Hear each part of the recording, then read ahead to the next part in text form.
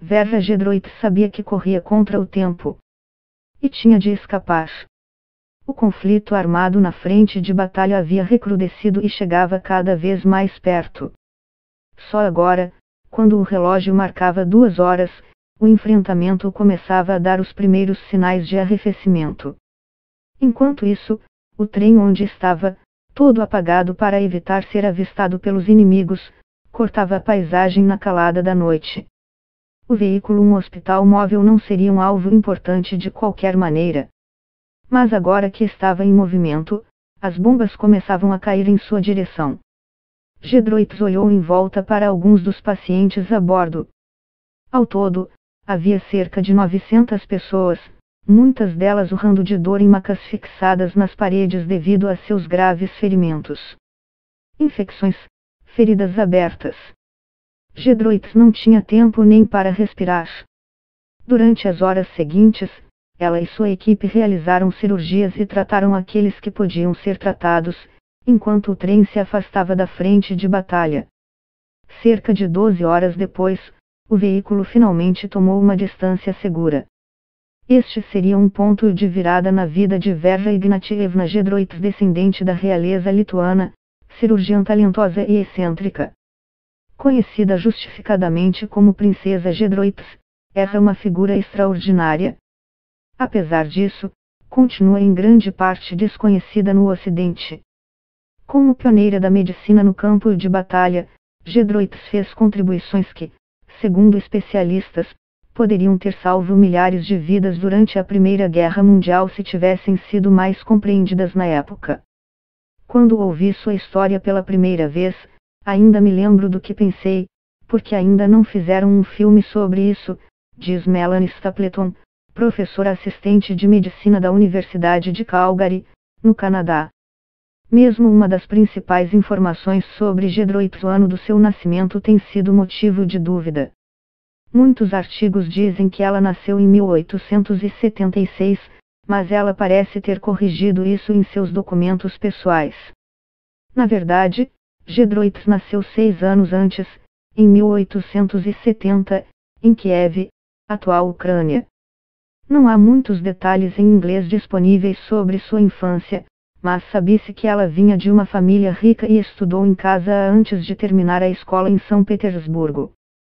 Quando tinha 16 anos, foi presa por participar de atividades revolucionárias organizadas por uma facção de esquerda. Gedroips voltou, então, para casa, mas logo fugiu para Lausanne, na Suíça. Foi lá que estudou medicina. Gedroips teria sido uma das milhares de mulheres que estudaram medicina naquele país no final do século XIX e início do século XX. À época, a Suíça era uma exceção à regra, suas universidades aceitavam estudantes de medicina do sexo feminino. Em 1901, Gedroips retornou à Rússia, onde mais tarde passaria pelos exames de admissão e oficialmente ganharia o título de médica. Sua carreira na área não começou no campo de batalha, mas em uma propriedade industrial. Foi nomeada cirurgiã na fábrica de cimentos de Maltsov, no distrito de Sesbrinsky, no oeste da Rússia. De acordo com um artigo em russo sobre sua carreira, seu trabalho ali foi transformador. Ela planejou montar uma estrutura hospitalar adequada e, em pouco tempo, instalará equipamentos de fisioterapia e uma máquina de raios-x, algo absolutamente inovador para a época. Para se ter uma ideia, os raios-x haviam sido descobertos em 1895, menos de uma década antes. Em seu primeiro ano, 103 pacientes de casos cirúrgicos foram tratados em seu hospital, apenas 2 morreram. Os operários recebiam tarefas fisicamente exaustivas. Havia muito trabalho pesado e, em uma seção que fazia vidro, a matéria-prima era moldada por meio do sopro. Em seus relatos, Gedroips observou que esse tipo de trabalho enfraquecia gradualmente os músculos abdominais. Foi por isso que ela acabou operando tantos pacientes com hérnias, supunha. Ser uma especialista nessa área do corpo era incomum na época e isso acabou beneficiando-a no futuro de maneiras que ela própria não poderia imaginar. Somente 2 anos depois, a Guerra Russo-Japonesa começaria. Gedroit se ofereceu como voluntária para a Cruz Vermelha. O conflito foi muito sangrento e degradante. É frequentemente descrito como uma espécie de prévia da Primeira Guerra Mundial, que começaria cerca de uma década depois. Ambos tinham trincheiras, muitos impasses e numerosas vitórias de batalha em que ambos os lados perderam milhares de homens. Em última análise, cerca de 100.000 pessoas foram mortas na Guerra Russo-Japonesa, ao fim da qual a Rússia foi efetivamente derrotada, uma surpresa considerando que o Japão era um país muito menor e cheio de problemas econômicos. Existem poucas fontes em inglês que detalham as atividades de Gedroit durante a guerra. No entanto, em 1997, o médico militar britânico John Bennett escreveu um artigo em uma revista científica no qual fez resumo traduzido do próprio registro dela sobre o conflito. Em 26 de setembro, Gedroit estava montando um hospital de campanha em um pequeno vilarejo perto da cidade de Mukden, hoje conhecida como Shenyang, na China. Este seria um local estratégico para as forças russas nos meses seguintes. O trem de Gedroit era o coração de seu destacamento no local, mas o próprio hospital não estava confinado aos vagões. Ele havia se expandido pelos arredores do trem, em fileiras de barracas. Cabanas de camponeses também foram tomadas e convertidas em um centro cirúrgico, assim como alguns armazéns. Para a sala de operações, as paredes do interior eram cobertas de argila e depois caiadas de branco. Lençóis esterilizados também foram usados para cobrir o local e torná-lo mais higiênico possível. No primeiro mês ali, Gedroit e sua equipe se viram tratando uma imensa variedade de lesões graves. Muitas envolviam ferimentos de balas e fragmentos de granadas. Havia mais de 700 casos de tais lesões nos membros, 143 no peito e 61 no abdômen, por exemplo. Gedroit relatou o caso de um homem que foi hospitalizado com fragmentos de granada alojados em sua cabeça. A lesão causou a perda de controle do lado esquerdo do seu corpo. Gedroit fez uma incisão na cabeça do paciente, abriu as feridas com uma pinça e retirou 3 grandes pedaços de estilhaços.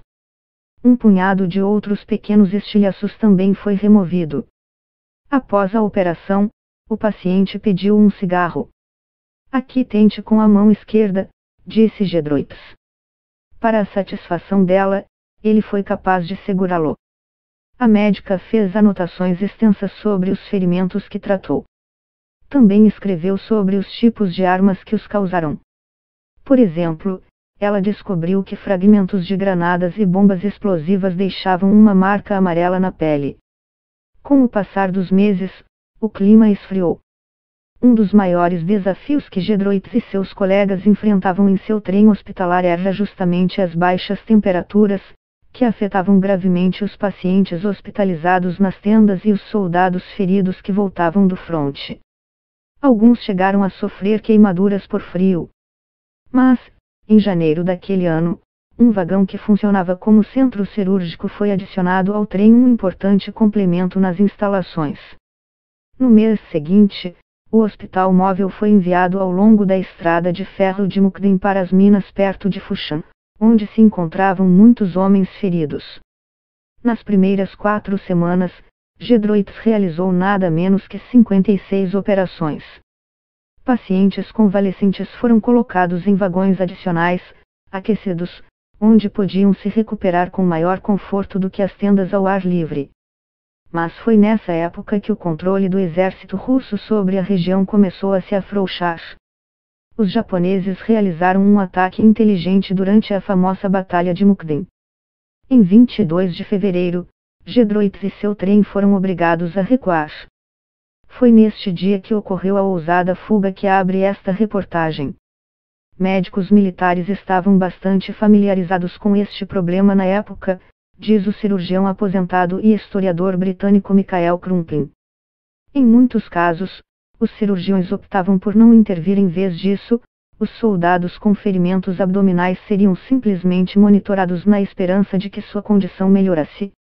Muitas vezes, o paciente morria. Mas, contrariando o que era praxe na época, Gedroit interveio em alguns casos, realizando laparotomia, as incisões exploratórias do abdômen para ver se conseguia interromper o sangramento ou drenar o excesso de líquidos, por exemplo. De acordo com Bennett, Gedroic descreveu as vantagens de fazer esse procedimento em suas anotações nos anos seguintes. Neles, destaca a necessidade de que os exames sobre os abdômenes feridos deveriam ser concluídos o mais rápido possível. Crumpling explica que, como os músculos da parede abdominal são muito apertados, a anestesia deve ser usada para relaxá-los durante as operações. É possível conter hemorragias e fezes que vazem do intestino, mas o risco de infecção continua alto. Há também grandes vasos sanguíneos suprindo o intestino, qualquer corte mal feito pode ser fatal. E muitos órgãos vitais como o pâncreas estão próximos, aumentando os riscos de morte se a operação não der certo. Todo o intestino para de funcionar, a barriga se distende, você vomita e morre de desidratação, diz Crumpling. As cirurgias na região abdominal trazem consigo enormes desafios. Seu trabalho chegou a ser mencionado em um relatório britânico sobre o serviço médico russo durante a Guerra Russo-Japonesa, mas há poucos detalhes sobre ele. A falta de documentação sobre as atividades da Gedroic significa, nas palavras de Stephen Yeats, chefe da Escola de Medicina da Universidade de Aberdeen, no Reino Unido, que perdemos uma enorme oportunidade. Gedroic descobriu que levar o trem-hospital o mais próximo possível do fronte de batalha era crucial, como analisar alguns ferimentos dentro de prazos específicos. 3 horas ou menos para feridas abdominais, por exemplo. Ela fez, inclusive, anotações sobre o melhor tipo de bandagem para usar em determinado estágio do tratamento. Se outros tivessem prestado atenção a essas percepções, as baixas durante a Primeira Guerra Mundial poderiam ter sido reduzidas, acrescenta Yeats. Afinal, seus registros se tornaram públicos em 1905, 10 anos antes do início da guerra. Fim do conflito, a vida de Gedroic não ficou menos atribulada. Ela retornou ao posto que tinha na fábrica, expandindo o hospital que administrava ali. Alguns anos depois, passou a trabalhar para a família real russa. Como cirurgiã no hospital do Palácio Tsarskoye Selo, chegou a ensinar até a imperatriz Alexandra e suas filhas Tatiana e Olga as técnicas básicas de cirurgia. Em uma foto, a própria imperatriz é vista entregando instrumentos a Gedroic enquanto ela realiza uma operação. Mas Gedroic não era a bajuladora real. Conta-se que ela teria empurrado o confidente da imperatriz, Grigori Rasputin, quando ele se recusou a sair de seu caminho. Em 1917, a revolução ameaçava a existência da família real russa. Gedroic voltou, então, a trabalhar como cirurgiã no campo de batalha na Primeira Guerra Mundial. Acabou ferida e foi morar em Kiev, na Ucrânia. Mas a medicina não era sua única paixão. Ela se tornou poeta, publicando vários livros. Em Kiev, sua excentricidade era notada pelos moradores locais. Gedroic era conhecida por suas roupas masculinas, sua voz profunda e seu relacionamento íntimo com mulheres. Muitos dizem que ela era lésbica. Em 2007, um artigo na revista científica Clinical de Investigative Medicine lamentou o fato de que o mundo parece ter se esquecido de Gedroic. Ela é um exemplo clássico de como o conhecimento e a experiência em benefício dos outros podem se perder. Em parte por causa das circunstâncias, mas também, talvez, porque a sociedade prefira prestar atenção a certos tipos de pessoas em detrimento de outras. Ela era aliada da família real, mulher, contrariava as normas sociais, publicava seus livros em russo. Qualquer uma dessas coisas seria usada contra ela, explica ela. Vera Gedroic morreu em 1932 e foi enterrada em Kiev. Segundo relatos, seu túmulo teria sido cuidado por muitos anos por um arcebispo que ela havia tratado quando jovem. Quando ele morreu, escolheu ser enterrado ao lado dela. Parece uma pena que a fascinante história de vida de Gedroic não seja conhecida mais amplamente. O primeiro pensamento de Stapleton, ao descobrir a história extraordinária de Gedroic, ainda parece perfeitamente adequado: a vida dela não valeria um filme.